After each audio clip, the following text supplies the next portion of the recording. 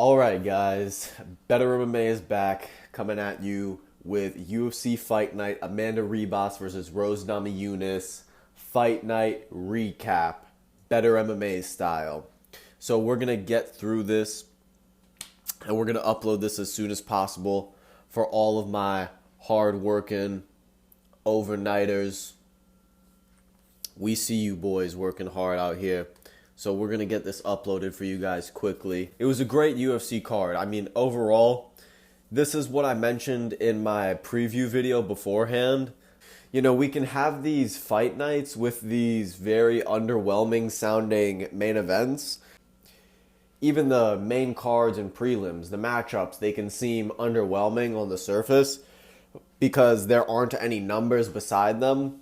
But we really got a lot of great fights out of tonight. So a great night of fights all around. And as a UFC fan, a true UFC fan for Bettrmma, I cannot complain.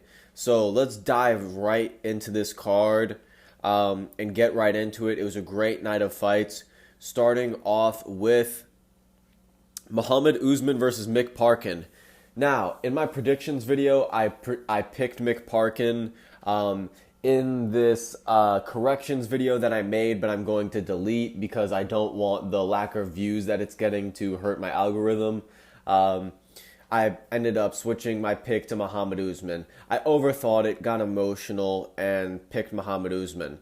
I really didn't expect Mick Parkin to have such a good leg kick throughout the distance of this fight, but throughout the distance of this fight, he had a great leg kick. He had a great counter right hand to Muhammad Usman's jab, and he had a very good jab as well. So Mick Parkin really showed a good repertoire of basic moves on the feet. Later into the second and third round, he showed a great left to the body, right over the top, which landed a few times for him. An overall great performance from Mick Parkin.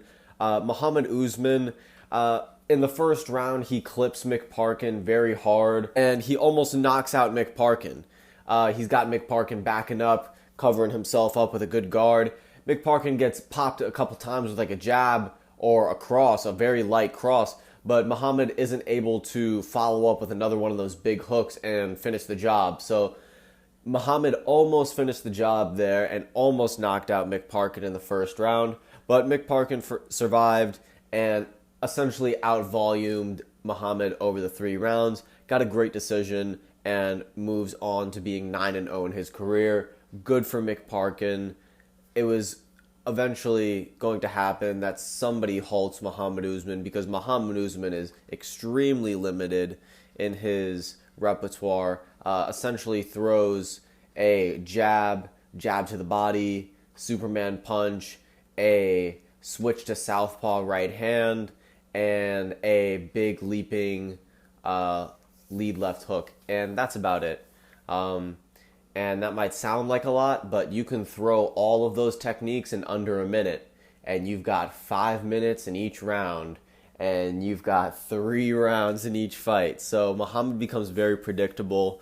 And Mick Parkin was just able to show that he has a more diverse game in terms of where he can target his strikes, and that halts Muhammad's momentum more times throughout the fight. Mick Parkin is able to control the fight, gain more momentum, essentially out-volume, control the fight. So Mick Parkin, great decision win there. And I hope to see him, grow as a fighter and get more wins. Now, big controversy here, Igor da Silva versus Andre Lima. This was a great fight.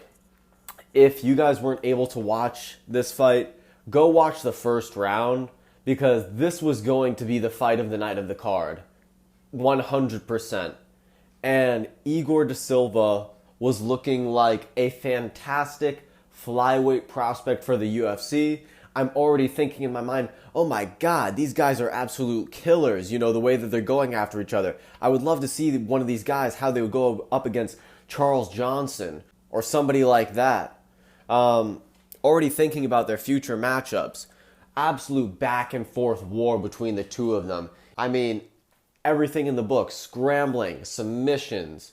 And at one point within the second round, Igor has Andre clinched up against the fence. He's essentially got a body lock on him. Igor is kind of turned away from him, and Andre is turned away from Igor, and Igor has his face turned into Andre. We come to find out that Igor bites Andre. All right? Andre Lima shows his arm, shows that he's got a big bite mark there, and immediately Chris Tognoni calls the fight. Now, this is my problem with this referee's decision, is the fact that Andre Lima consistently throughout the first round and at times throughout the second round, especially moments before he was even bit by Igor, he was holding onto the fence. He was holding onto the fence multiple times throughout the first round, and it was yelled about. The commentary acknowledged it. The Silva corner was yelling about it to the referee, and even the referee acknowledged it with a slight verbal warning one time, but multiple times he was violating this rule, and he just chooses to not warn Igor, to not take a point from Igor. I think taking a point is completely understandable, but this is not like an Evander Holyfield, Mike Tyson situation where he's bit the guy and now a part of his ear is off and now he's got to go to the hospital. This is no different than Michael Chandler trying to fishhook Dustin Poirier to get a rear naked choke. Like, let's really be honest. How many shades different of dirty competitiveness is Igor da Silva biting into his arm or into his side? I mean, look, he's not biting a piece of flesh off of him. If he did, yeah, it's another story, and he's caused, unnecessary physical harm outside the rules of MMA. But so is fish hooking. So is a groin shot. It's outside the rules of MMA. So if it's damaging that much, you can take a point away from them. But what, just because he's that much of a savage and he's a 20-year-old kid from Brazil who's fighting for his life and his only thing in his world that he knows is competitiveness? I mean, I spoke about this in my prediction video. Some of the youngest dogs, they're the hungriest dogs. And when I said the hungriest, I didn't know that Igor da Silva was going to be literally hungry like that in the cage. But he was. He was that hungry, and he was going to bite, scratch, claw, do whatever he could to get that win. And we've seen a lot of fighters do a lot of stuff like that at the highest level. I mean, take a perfect example, Frank Trigg, when he obviously nutshots Matt Hughes and the referee doesn't see it. So not only do I think that it was unnecessary for them to just stop the fight, it doesn't justify the win for Lima at the end of the day. And Da Silva, yes, he made a mistake, but you could take a point away from that. And you can punish him for that in the cage. And then let the fighting speak for itself. Now Igor da Silva gets cut by Dana White. I think that's personally a little bit too harsh. I mean, Igor da Silva is an immature kid for doing that, right? He's 20 years old. But Dana White has dealt with a lot of immature characters throughout his time in UFC. And I'm sure he's given a lot of people a lot of chances. And it may be embarrassing for that to happen on an ESPN platform. But look, at the end of the day, it's really not that bad what he did, in my opinion. If he bit into his arm so bad that he was bleeding and that he took a piece of his arm off and he was like actually on some cannibalism type stuff in the octagon, of course, let's be reasonable. But let's also be reasonable. He's a 20-year-old kid in a cage fight, fighting for money he can't even imagine, probably. US dollars is a completely different story in Brazil. So he's fighting for a big lump sum of cash if he's planning on bringing that back to Brazil. And I'm mainly just upset, and this is really just fueled by the fact that I saw Igor da Silva as a young up-and-coming prospect in the flyweight division. The flyweight division is starving for so many prospects, and I think the flyweight division is so underrated because they put on such great fights. If you just watch the first round of that fight, you won't be able to keep your eyes away from it because it's just nonstop action and it's absolutely amazing to watch. Very disappointed for everybody. I'm disappointed that Andre Lima gets this unsatisfactory win. I'm upset that Igor da Silva gets disqualified and even cut from the UFC, which is ridiculous. Moving on. Montserrat Rendon versus Jarnia Lolova. That's how you actually say that name. Who cares? It's WMMA. This channel is called Better MMA. We do not cover WMMA here. All right? We only cover Better MMA, the things that matter. I will not waste your time speaking about this the way they wasted all of our time putting this on a UFC card. I hope none of you guys watched this. I hope you guys washed your dishes, cooked some food, took a shower, cleaned around the house, did something different. So moving on to Jarno Arens versus Steven Nguyen. Jarno Arens has got some hands, and apparently this guy is like a judo black belt or something. He got the decision win after 3 rounds. So this guy is coming from a grappling background, but he has got some boxing combinations. Not the greatest boxing defense when it comes to head movement, but he does have some decent footwork in terms of switching stances backwards to evade his opponent. But as you could see from his pictures after his fight, or if you watch the fights, he got busted up really, really bad. He was getting into an absolute dogfight with Steven Nguyen, cracked Steven Nguyen a few times. He cracked him late in the second round. Great uppercuts, hooks. I mean, really wild combinations. Whereas if he was fighting a more patient, well-seasoned striker with some knockout power, they can be patient, sit down on a punch and counter and knock out Arens. He was really just teeing off on Steven Nguyen, as Steven Nguyen was more of a straight head up defense. So yeah, Steven Nguyen gets dropped late second round, gets dropped a few times in the third round. But yeah, Jarno Arens, a very entertaining fighter. I wrote this down. I think he reminds me of like a Timu Shane Burgos. He is the bargain brand. We have Shane Burgos at home, and you got Jarno Arens at home. I mean, he is a very entertaining fighter. He's just got to implement a really nice front kick to his game, and then he'll be exactly like Shane Burgos. Just wild, all up in your face action, big hook combinations, looking to bang and hit you with some big shots every time you guys face each other. Just an always entertaining fighter. So Jarno Arens, I'm looking forward to seeing him with some bigger fights in the UFC. Moving on to Miles Johns versus Cody Gibson. Now, this was one of the fights that I switched my pick in the corrections video, so it kind of makes up for me switching my pick, I guess, from Mick Park into Mo Usman. I switched my pick from Cody Gibson to Miles Johns because at the end of the day, like I mentioned in my prediction video, Cody Gibson does not have a style that is conformed to his frame advantages at the bantamweight division. You know, for somebody who is so tall and has such a long reach at the bantamweight division, you think the guy would learn to have a very good front kick game, jab game, strong 1-2 game, and good distance management. But instead, he sort of just throws that all out of the window, says, no, I'm going to act like Peter Yan without any of the boxing pedigree, and he's going to walk you down, throw combinations, look to throw leg kicks, break you down, pressure fight you over the time.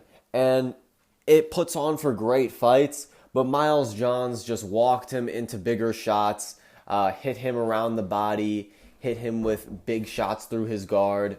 Johns was also able to use Cody's pressure as a way to set up and time his takedowns. Just a perfect way to use Cody's style against him. Miles Johns gasses very hard at the end of the third round. Very, very bad body language. You could really see why Miles Johns is not one of the elite bantamweight fighters for as long as he's been given opportunity in the UFC. He comes in walking out saying to himself, I'm a champion, this, that, rah, rah, all like I'm the best, I'm the shit. And that's like, okay, bro, well, show us now. And you go in there against a 36-year-old Cody Gibson. And I'm looking at Cody Gibson as he's, getting looked at by the referees and walking into the cage. And I'm looking at him and I'm seeing his abs and I'm going, dang, for a 36-year-old guy, he's got a nice six-pack, like he works out with Michael Chandler. He's training partners with Michael Chandler. I don't know, maybe he's on the good Michael Chandler sauce, maybe Cody Gibson's going to show something. But then I see him get in there, do his little scream before he gets into the octagon, and it sets in for me as he's circling the octagon. What does a 36-year-old Cody Gibson, who has just fought his way back into the UFC in a dogfight against Brad Katona, now he's fighting an unranked journeyman opponent in Miles Johns on a fight night prelims. What does he have to gain in this fight? I wonder why he still fights and tries to still fight at this level. If it's not for a paycheck, if he's doing it, if that's the best paycheck that he can get, okay, then if that's the best you can get, that's the best you can get. But I would look for greater stability in your life. Because he's not going to be able to beat any of the guys.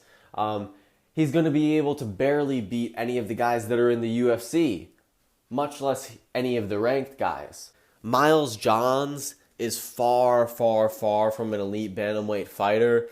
So when you're getting dominated in the wrestling by him, unable to implement your striking, even though you're the more aggressive fighter, really made Cody look like an underdeveloped fighter. And Cody is really just a victim of the era of MMA in which he grew up in. It's easy for UFC fans who have watched the UFC more closely in recent years, it's easy for them to say that, oh, Cody Gibson has an underdeveloped MMA game. He has an MMA game that's so 10 years ago, so 15 years ago. Well, when Cody Gibson was learning MMA, it was 10, 15 years ago, So not the same fundamentals were worked on, not the same styles were experimented with.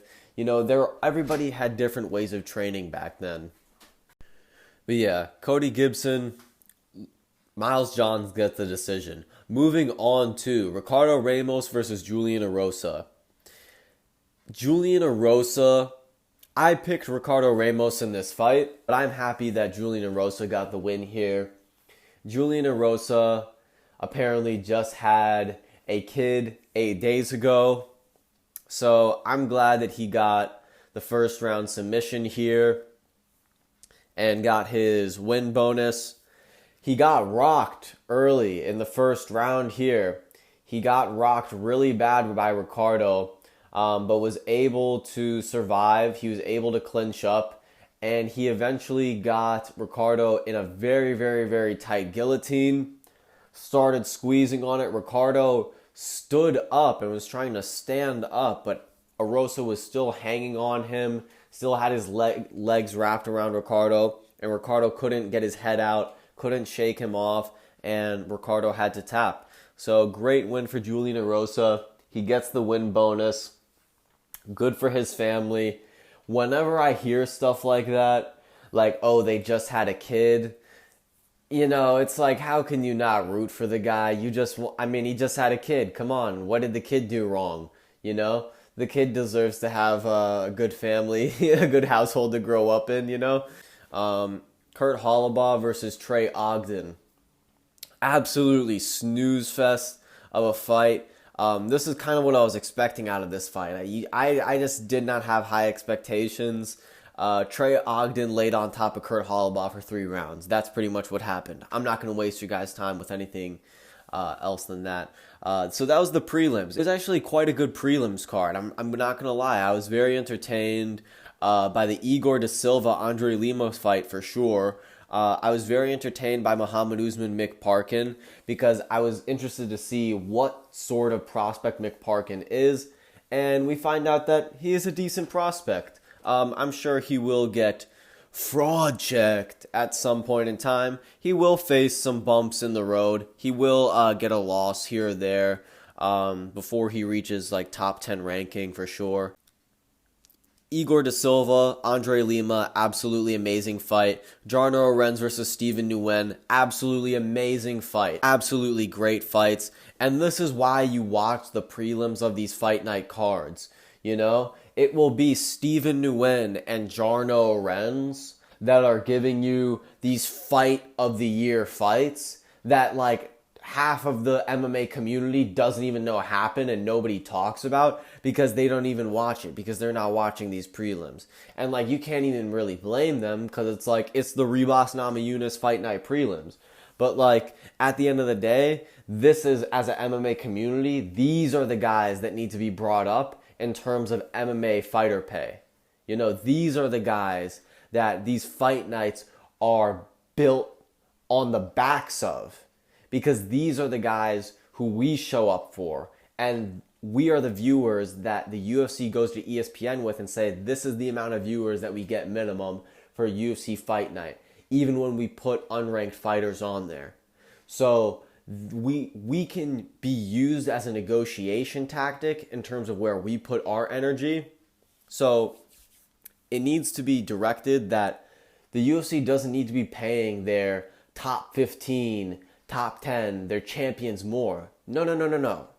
They need to be paying their unranked fighters more.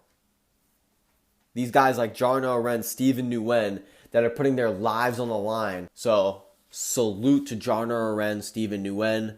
Salute to Igor da Silva and Andre Lima. Igor da Silva, you could see it in that kid's eyes how naive and ignorant he is to do that. Like, you're an absolute idiot for doing that. But come on, he's a human at the end of the day. Like, yeah, come on. But he's a cage fighter. He's trying to make his living. Like, let's not act like this. We're expecting this kid to be, you know, young Sheldon or something. I don't even know what the hell. But, yeah, wrapping up. I went 1-5 on the prelims. So, I mean, did absolutely horrible in terms of picks. But absolutely satisfied in terms of entertainment. So I am happy with how the prelims went. Moving on to the main card. We have Fernando Padilla versus Luis Pajuelo. Now, Fernando Padilla, I picked him in the pick corrections video because I forgot to mention him in my original picks video. But this dude is like patient, but when he hits you, whether it's a knee, a right straight, a jab, it hits these guys differently. I mean, he got Luis Pajuelo rocked. I believe they were exiting the clinch on the side of the cage. Either it was a right straight or a hook on the exit. Absolutely gets Pajuelo rocked, and he's hitting him with good ground and pound, taking his time on the ground. I mean, really patient, mature stuff out of Padilla. And Padilla is only 27 years old. So very nice prospect out of Padilla. As Pajuelo is getting back up to his feet, he throws a choke on him, head and arm choke on him, front head and arm choke, and he chokes out Pajuelo. Absolutely beautiful performance by Fernando Padilla. This guy is a first round finisher, very patient. I like how patient he is, because it could read as a good style to do well in a 5-round fight. I would be very interested to see how his power carries into dog fights in the later round. Moving on to Billy Quarantillo versus Yusuf Zalal. I mean, Yusuf Zalal came out here with a completely different attitude, it seemed like. The patience, the laziness, the lackadaisical energy from Yusuf Zalal that we've seen in his past UFC performances, gone. First second that he comes out, he hits Billy Quarantillo with a leg kick. And Billy Quarantillo just did not seem himself in this fight. Could not get a rhythm going, could not get pressuring Zalal up against the fence. I was really expecting Quarantillo to have a more of a striking leading up to the fence and getting takedowns and beating up Zalal against the fence and on the ground. That's what I was expecting for him to do. But we never really saw Billy Q get into a rhythm. Eventually, Zalal hit him with a very good knee. He gets Quarantillo rocked. Ended up dominating Quarantillo all throughout the first round, threatening rear naked chokes. At one point, it looked like he was going to finish Quarantillo at the end of the first round. Second round, and he gets the back again and gets that rear naked choke. So yeah, good win by Youssef Zalal. The real main event of tonight, which was Peyton Talbot versus Cameron Saaiman. I said in my predictions video that Peyton Talbot had the potential to be the better UFC prospect. I didn't realize that he had the potential to be the better UFC prospect right now. He showed some very, very dangerous striking. Peyton Talbot beat the shit out of Cameron Saaiman tonight. Like, there's no two ways around it. Peyton Talbot beat the living shit out of Cameron Saaiman tonight. If you're going to watch any fight on the night, please watch Peyton Talbot versus Cameron Saaiman. That was a classic UFC fight. That was a beatdown. And I spoke about this in my corrections video. How many times a young undefeated prospect like Cameron Saaiman comes into the UFC, and not only do they get that first L on their record, but they rack up that second L, third L very, very quickly. So Cameron has gotten 2 out of the way very, very quickly.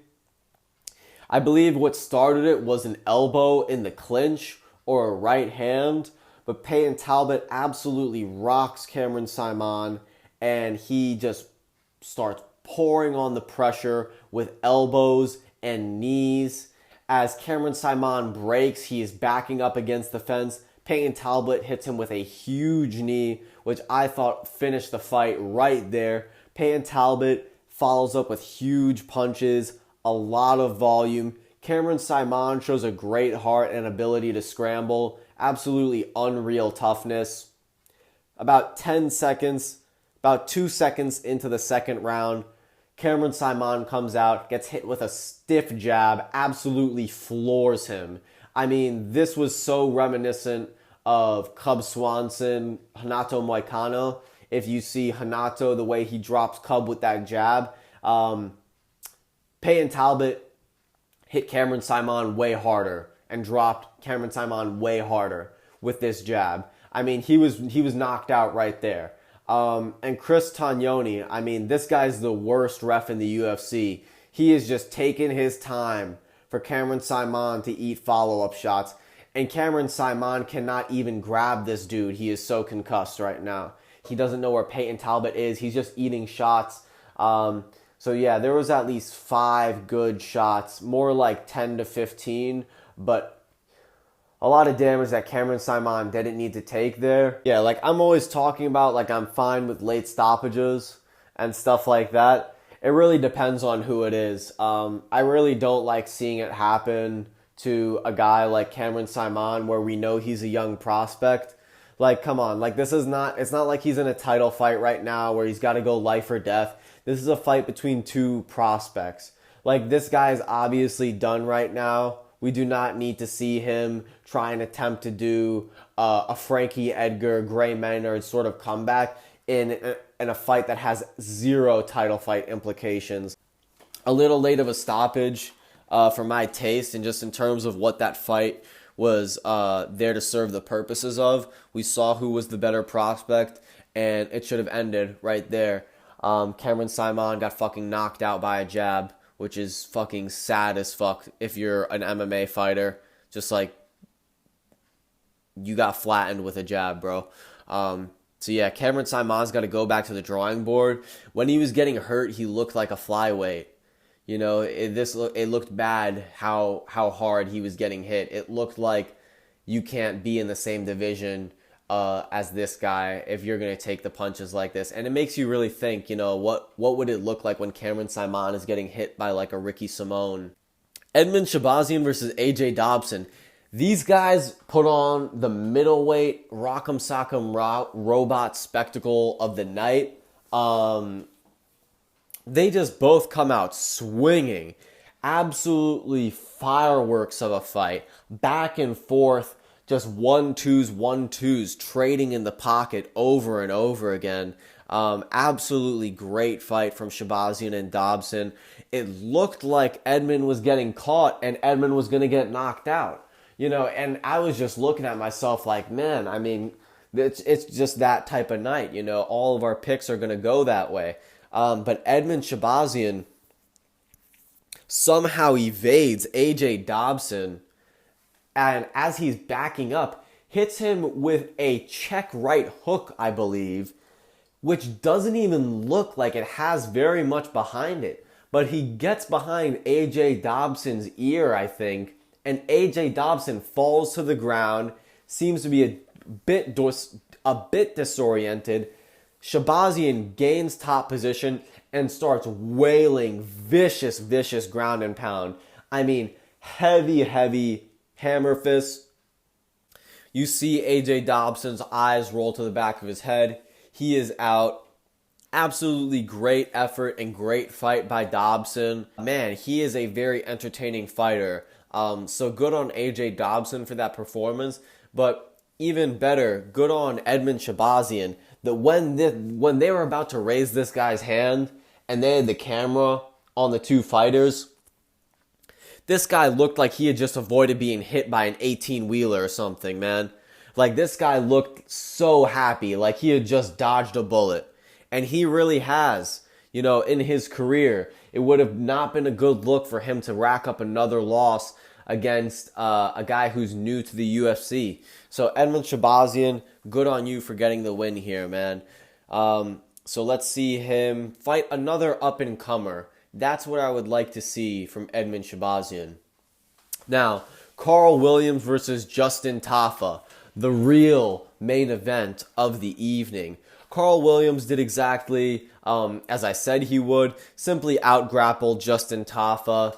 Justin Tafa does not have wrestling. Carl Williams does, and he made it a wrestling match. Justin Tafa, for the moments that it was a kickboxing match, he had some great boxing combinations, hurt Carl Williams a little bit in the first, and at times during the third and the second. So yeah, he had his moments. There was one time, I believe it was either late in the second or in the third round, where there was a moment where Carl was on a bit of wobbly legs. Carl has some decent stand-up, very good physique. He's not carrying a lot of fat at heavyweight, which is always a rare and great sight to see. So yeah, Carl Williams looked good, had some decent stand-up, good 1-2, and some good takedowns and wrestling control, of course. But what he really lacks is an ability to mix in feints with his punches and with his takedowns. This is something that Bo Nickel has done extremely well in his career so far, where he can use his hand movements to feint strikes as well as seamlessly feint takedowns, and doing it without a way that puts his head or his body in harmful positions. So that's something for Carl Williams and his coaches to think about, how they can incorporate feints and easily get him in a body language that doesn't telegraph his takedowns too much, because that's the problem that Curtis Blades suffered against Derek Lewis, and that Curtis Blades suffers against his larger opponents sometimes that can handle the takedown, is that when you're a tall guy and you can't feint and blend in that takedown with your other techniques, it gives your opponents a lot of time to see you going for that takedown, and it creates your best strength. It makes it not as effective as it can be. So that's for something Carl Williams to think about.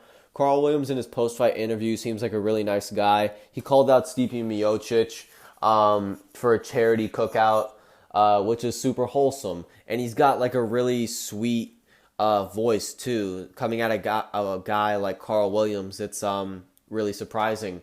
Carl Williams started MMA late in his career, in his late 20s, I believe. So let's throw him to somebody in the top 10 region, in the top 15. Let's give him a good name in the UFC. Let's give him a Rosenstruik. You know, why not? Let's give Carl Williams a Rosenstruik. I think he could beat Rosenstruik. I think that would be a great fight for Carl Williams. Amanda Ribas versus Rose Namajunas. We're not covering it because we did not watch it. Because we do not waste our time here. Because either of these girls would lose to Erin Blanchfield and Marion Fiorot. They would also lose to Valentina Shevchenko and Alexa Grasso. So we are not going to watch it and waste our time. It is also WMMA. The purpose of watching sports is for entertainment. How do you get entertainment from watching sports? You watch somebody do something better than you. You watch somebody do something that you cannot do.